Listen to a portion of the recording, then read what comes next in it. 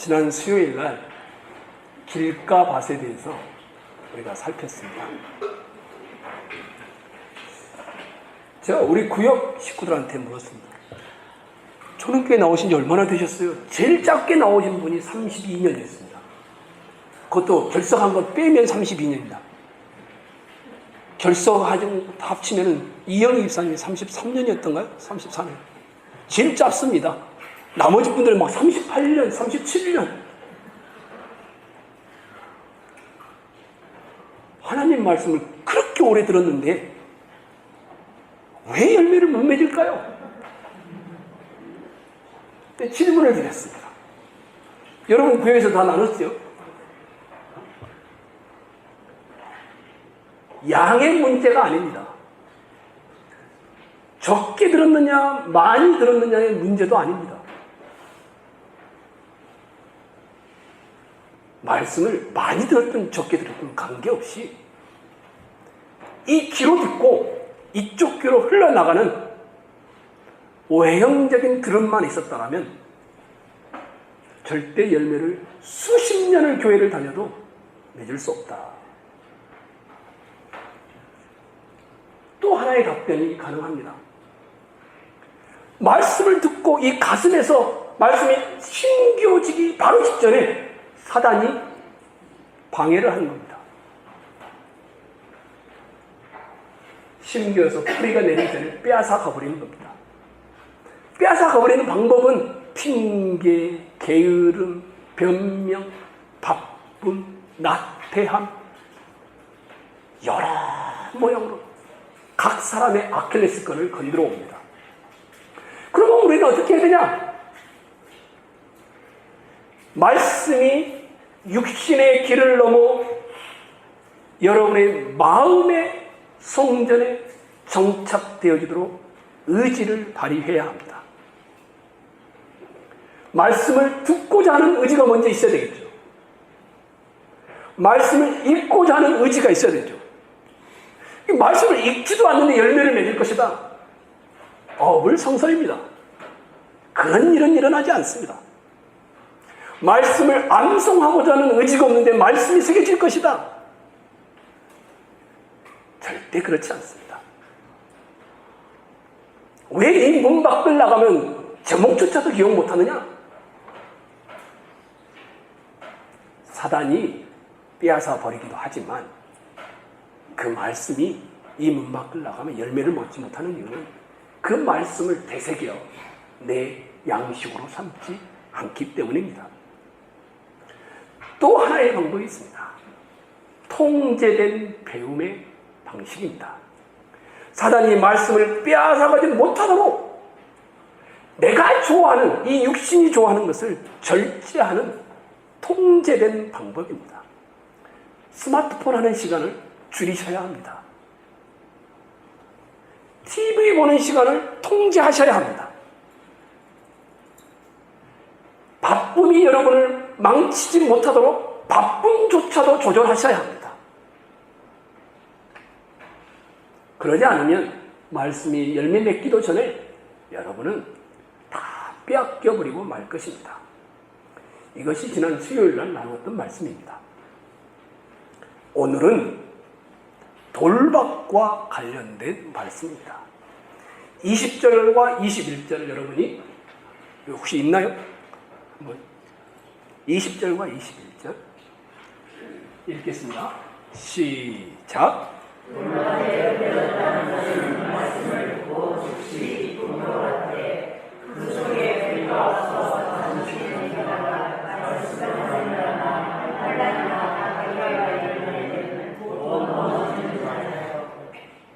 말씀에 문제가 없는데 이 말씀이 뿌리워졌는데 돌박과 같은 사람은 열매를 맺지 못합니다. 그 이유를 설명을 해 놓았습니다. 농부가 씨를 딱 뿌립니다. 이 뿌렸는데 덜어는 흙이 얕은 돌밭에 떨어졌습니다. 흙이 깊지 아니하므로 곧 싹이 나오나 해가 돋은 후에 다소 뿌리가 없으므로 말랐다. 이렇게 되어 있습니다. 그리고 이것을 설명해 놓은 것이 20절로 21절입니다. 이 비유는 무엇을 우리에게 말해주고자 하는 것일까? 제가 이렇게 말해봤습니다. 두 양면성을 말해주고 있다. 하나님의 말씀이 뿌려졌을 때 양면성이 있다는 것입니다. 이 양면성의 결과에 대해 잘 알아야 바른 신앙을 갖게 되어집니다. 다시 20절을 보십시오. 그 양면, 동전의 양면 같은 그 한 면이 어떤 것인지를 보여줍니다. 20절 읽겠습니다. 시작.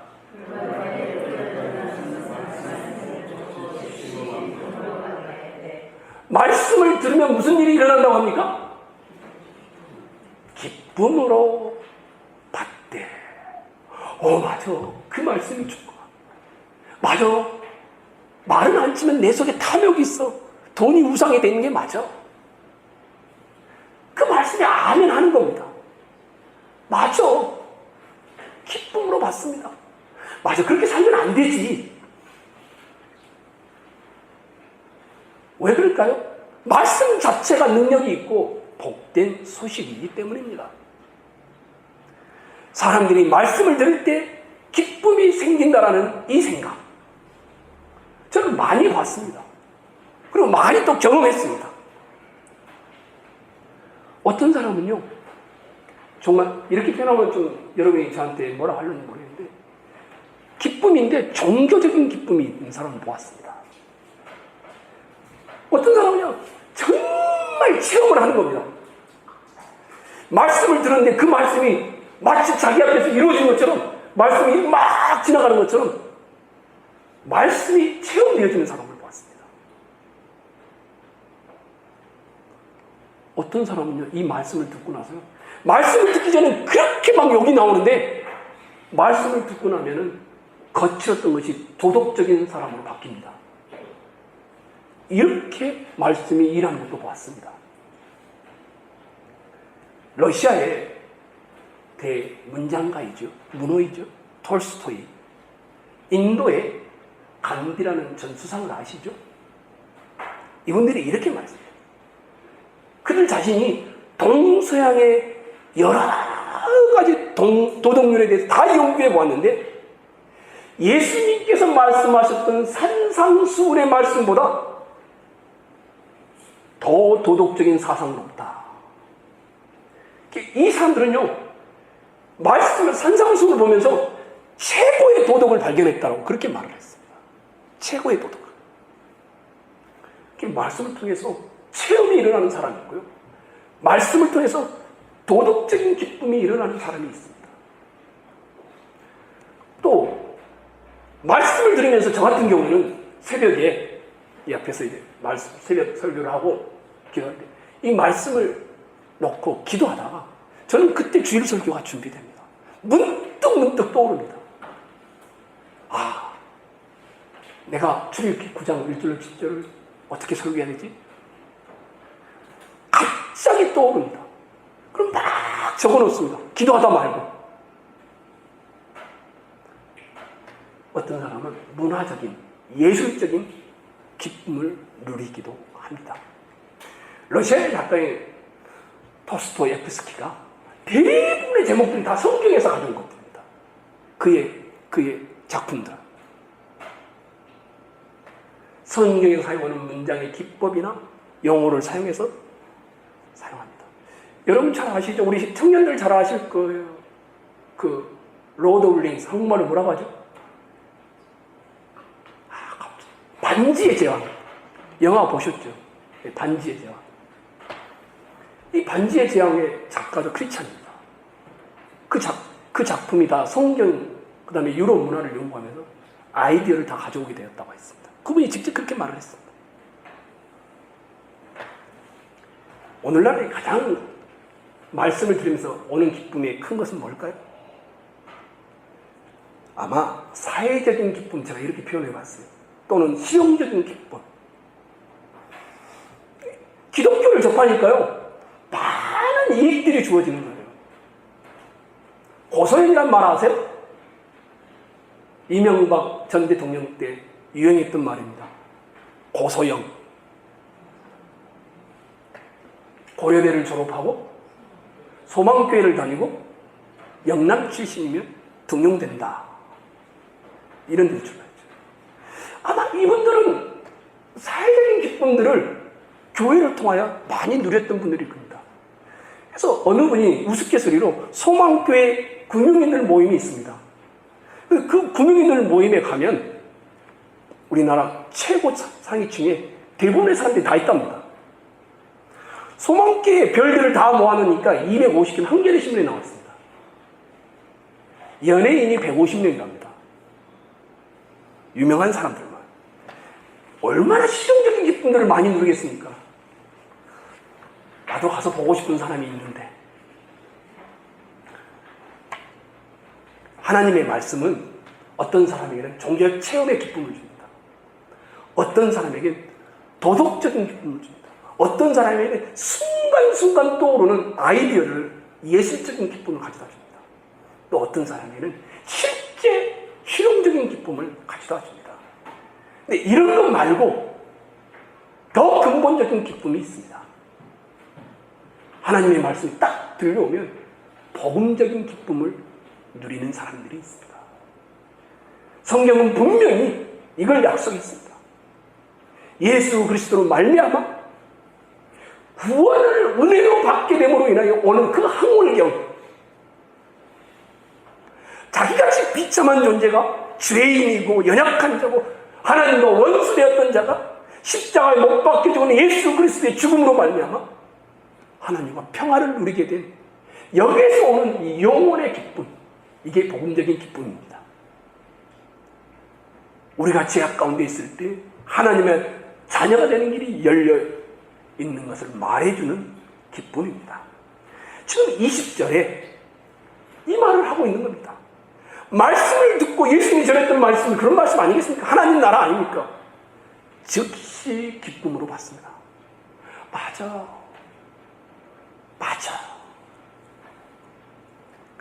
이게 동전의 한 면입니다. 말씀이 들려와서 기쁨이 생기는 겁니다. 동전의 다른 면이 등장합니다. 제가 이렇게 질문해 볼까요?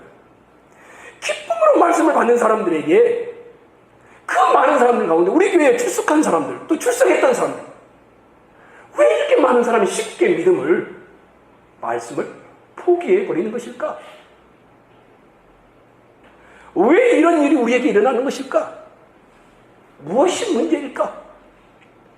주님이 동전의 한 면은 기쁨입니다. 동전의 다른 면을 소개합니다. 21절입니다. 읽겠습니다. 시작.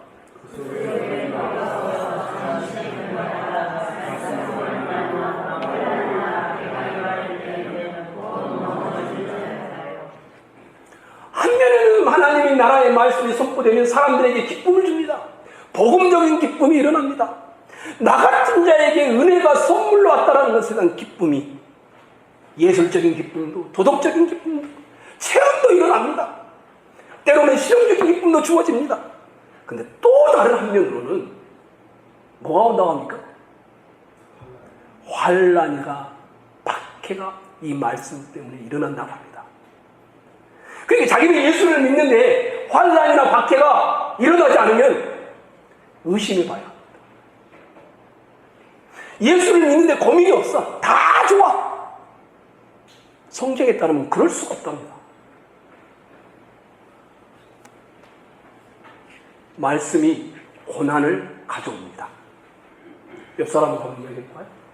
말씀이 고난을 가져옵니다. 별로 듣고 싶은 내용 아니죠? 이렇게 듣고 싶죠? 말씀이 기쁨을 가져옵니다. 이건 좋은데, 그렇죠? 옆 사람과 한번 얘기해보세요. 말씀이 기쁨을 가져옵니다. 근데 고난은 싫죠. 하나님 나라의 복음이 전해지면 우리가 들으면 한 면에서는 기쁨이 일어납니다. 다른 한 면에서는 똑같이 고난이 있습니다.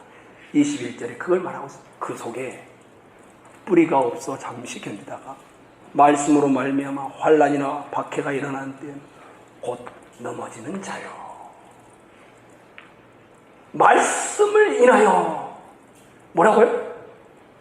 말씀이 기쁨을 가져옴과 동시에 그 말씀이 고난이나 핍박이 일어난다고 합니다. 왜 하나님의 말씀을 받는 사람에게 고난이 일어나며 핍박이 일어날까요? 왜 하나님의 말씀이 기쁨인데 그 말씀이 환난이 될까요?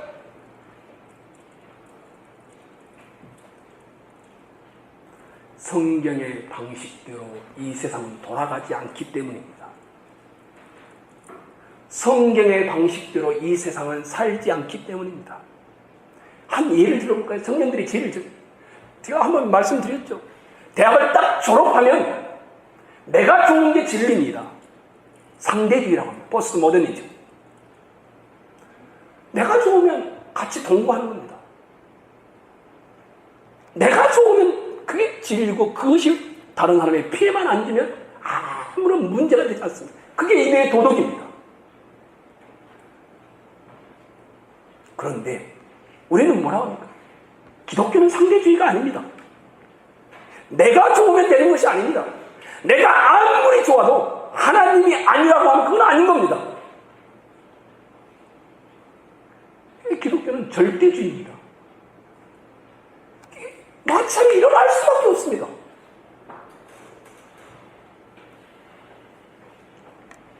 상대주의의 대표적인 불교에도 그들 나름의 구원 방식이 있어.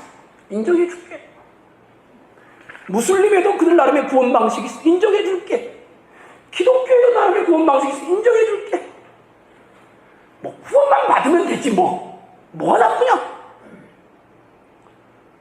이게 상대주의입니다. 동성애? 그들의 인권? 나한테 해만 안 끼치면 내가 뭘 반대해? 상대주의에서 나오는 발상들입니다. 기독교는 어떤 면에서는 굉장히 배타적인 성격을 띠고 있습니다. 성도가 이 세상의 철학 앞에 기독교인으로 서면은 그 말씀은 부딪힐 수밖에 없습니다. 그들을 따라가지 않는 한에는.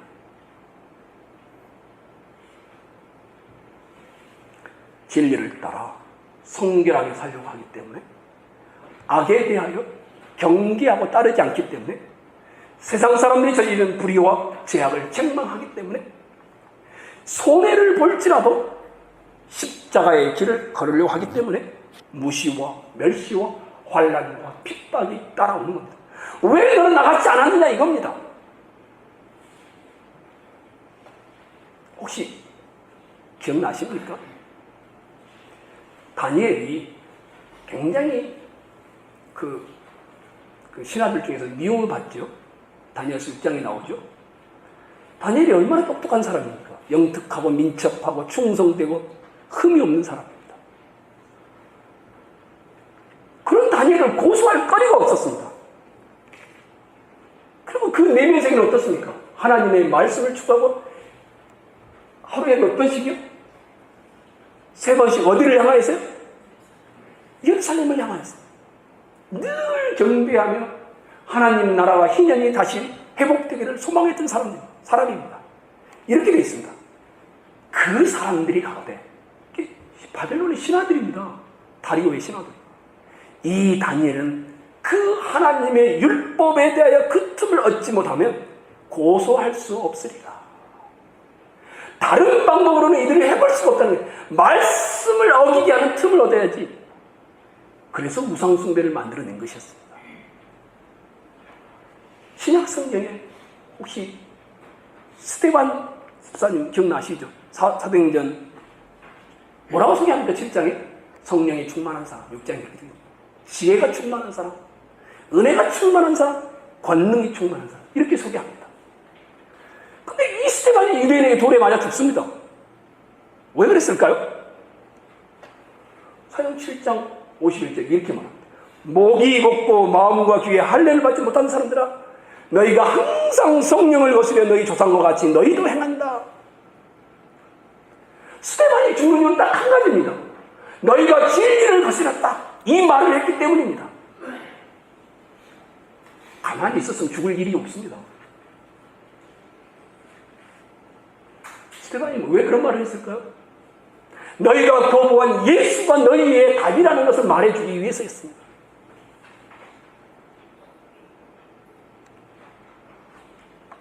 사랑하는 형제 자매 여러분, 사도행전에 이렇게 말합니다. 우리가 하나님의 나라에 들어가려면 뭘 겪어야 한다고 합니까? 많은 환난을 겪어야 한다. 사도 바울은 정확하게 말씀이 신자에게 어떻게 영향을 미치는지를 설명해 놓은 구절입니다. 하늘에서 영원한 복을 받은 사람은 땅에서 일시적으로 고난과 박해를 받을 수밖에 없다는 것입니다. 신앙의 길에는 기쁨이 있을 뿐만 아니라 신앙의 길에는 화가 병행합니다. 신앙의 길에는 종교적인 기쁨과 체험의 기쁨과 도덕적인 기쁨과 무엇보다 복음적인 기쁨이 있을 뿐만 아니라 손해가 함께합니다. 기쁨이 있을 뿐만 아니라 고난이 더불어 있습니다. 이 양면을 이해하지 못하니까 기쁨이 있다가 고난이 오니까 사람들이 어떻게 봅니까? 신앙의 길을 가지 않습니다. 어떻게 일주일마다 한 번씩 예배를 참여합니까? 제가 어느 청년을 신방했는데 그러더라고요. 한 달이나 두 달에 한 번씩 참여하라고 하겠는데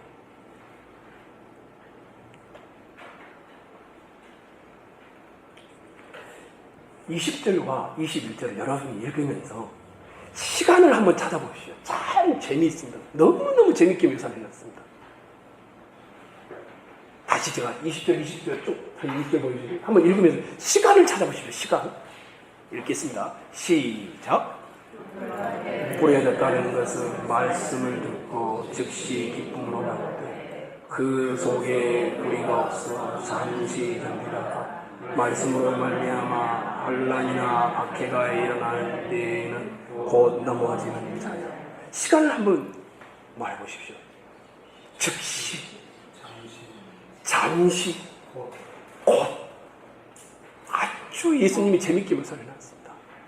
즉시 말씀 들려면 기쁨으로 받습니다. 잠시 동안 견디다가 곧 넘어진다. 어떻게 해서 이런 현상이 일어날까? 우리는요, 예수를 믿다가요, 조금만 귀찮은 일이 생기면, 조금만 힘든 일이 생기면, 쉽게 믿음을 포기하는 이유가 뭘까? 즉시 기쁨으로 받다가, 잠시 견디다가, 곧 넘어지는, 제가 이렇게, 즉각적인 신앙 때문이다. 제가 이런 표현을 써봤어요. 뿌리가 없는 겁니다. 즉흥적입니다. 그냥 그때만 좋은 겁니다. 오늘날요, 우리 교회처럼 이렇게 설교를 하고 오후 예배까지 이렇게 드리고 그러면 청년들이 안 모입니다. 일단은 음향이 빵빵해야 되고요. 설교도 짧아야 되고요. 매끄러워야 되고요. 찬양이 깊고 많아야 되고요. 성도들이 찬양 소리로, 성도들이 기도에 응답되는 소리로, 예수로 말미암아 오는 복으로 기뻐하는 아주 얕은 이런 기독교로 변질되어 버렸습니다. 기독교가 점점 종교화돼서 능력이 없습니다. 예수로 말미암아 복을 얻고, 예수로 말미암아 기뻐하고, 예수로 말미암아 응답을 누리고, 예수로 말미암아 좋아지는, 이것만 추구합니다. 위로를 받는. 여러분 한번 보십시오. 예수 때문에 손해를 봅니다. 가겠습니까? 예수 때문에 환난을 당합니다. 피하고 맙니다. 예수 때문에 고난에 처합니다. 관심 없습니다.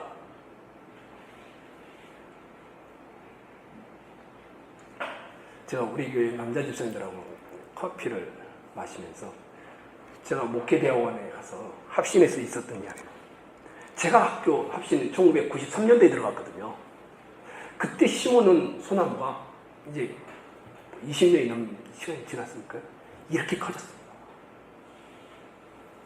근데 제가 목회대학원을 가서 정말 비바람이 심하게 불었는데 이 소나무가 저희 목회대학원 그 교실 현장 바로 옆에 있었는데 쓰러져 버린 겁니다.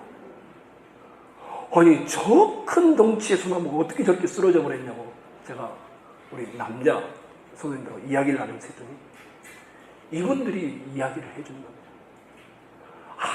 아무리 오래되어도 관리하는 사람이 다 영양분을 주기 때문에 이 나무가 깊이 파고들어서 영양분을 낼 필요가 없는 겁니다. 뿌리가 깊지 않는 겁니다. 왜냐하면 관리하는 사람이 겨울에는 덮어주죠. 여름에는 열어주고 영양분을 주죠. 혹시나 할까봐 병충해를 막아주죠. 이게 나무가 뿌리가 없는 겁니다. 얕은 겁니다. 그러니까 저 비바람이 부니까 쓰러져 버린 겁니다. 이렇게 설명을 해주더라고요. 아무리 오랜 세월 신앙생활을 해와도요, 이 나무와 똑같습니다. 형제자매 여러분, 즉시 기쁨으로 잠시 기쁘다. 곧 넘어지고 마는 돌밭에 뿌려진 이 모습, 한번 여러분에게 적용해 보십시오. 제가 이렇게 적용해 봤습니다. 우리 마태복음 5장을 한번 찾아가겠습니다. 마태복음 5장입니다.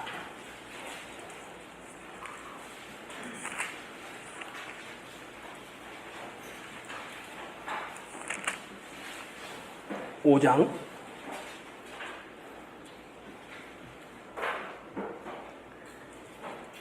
찾으셨습니까?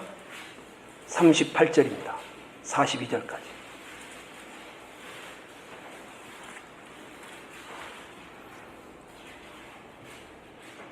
남자분들이 38절, 여자분들이 39절 이렇게 한 절씩 42절까지 읽겠습니다. 남자분들 먼저 읽습니다. 또 눈은 시작.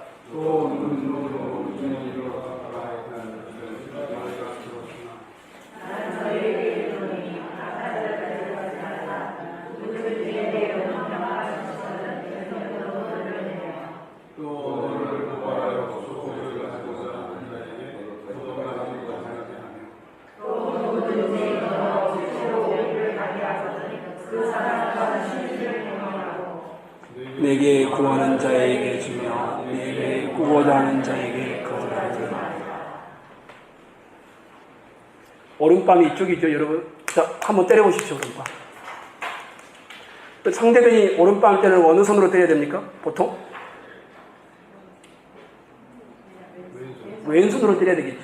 그렇죠.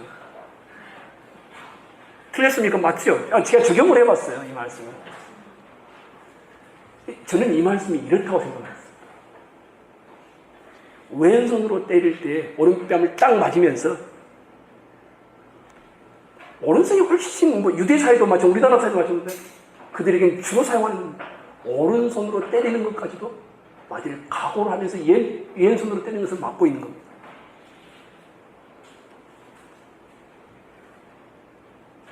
악한 마음에 대하여 강한 아픔도 참을 수 있어야 된다는 의미로 속옷을 가지려 하는 자에게 겉옷까지 주라. 작은 경제적인 손해를 당할 때에 큰 경제적인 손해도 각오하라는 말로 저는 이해를 했어요. 오리를 가고자 하는 자에게 심리를 가라. 오리를 가는 육체적인 고통을 주는 자에게 심리에 가는 고통을 주는 것도 잡을 수 있는 각오를 하라는 말씀. 이게 주님의 말입니다. 그런데 우리는 어떻습니까? 예수를 믿기 때문에 작은 소리가 큰 소리로 이어질 것을 너무너무 두려워하지 않습니까? 왼손으로 오른쪽 뺨을 때리면 오른손으로 상대편 왼쪽 뺨을 세게 때려버리지 않습니까? 오리를 가게 하면 오리가 아니라 그를 심리를 가게 만들지 않습니까? 이에는 이, 눈에는 눈으로 너 갚아주마. 이게 우리 아닙니까? 말씀이 기쁨으로 오지만 말씀이 고난으로 오면 그 말씀을 받지를 않습니다. 현대인들이.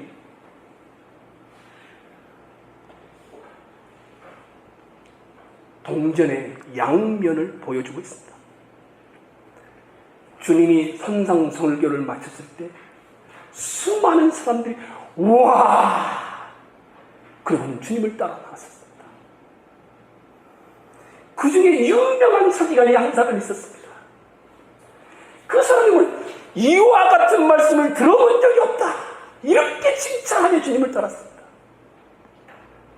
그 중에 레벨이 좀 높은 서기관이 주님을 따라옵니다. 아마 황홀경에 빠졌을 겁니다. 근데 예수님이 뭐라고 하십니까? 선생님, 어디든지 따라가겠습니다. 예수님 딱 한마디 하셨습니다. 공중의 새도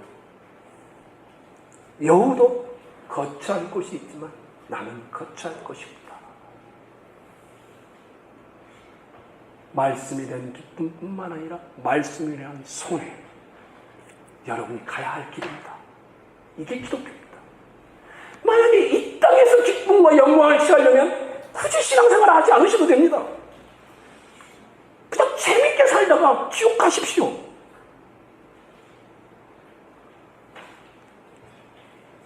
오늘 말씀은 여러분과 저에게 기독교 신앙의 양면성이 항상 같이 존재함을 보여줍니다. 예수님 때문에 얻는 것이 있다라고 기뻐할 뿐만 아니라 예수님 때문에 잃어버린 것에도 관심을 가지셔야 합니다. 친구를 잃습니다. 예수님을 얻게 되면 술 친구들을 잃습니다. 예수님을 얻게 되면 바보가 된 듯이 살아가야 합니다. 예수님을 얻게 되면 기쁨이 있지만 그 길에는 미련하라는 조롱도 있습니다. 이것이 여러분과 저에게 같이 주어진다는 것을 기억하시고 즉각 신앙이 아니라 즉시의 신앙이 아니라 뿌리가 깊이 내린 옥토밭의 신앙으로 서기를 주의 이름으로 축원합니다.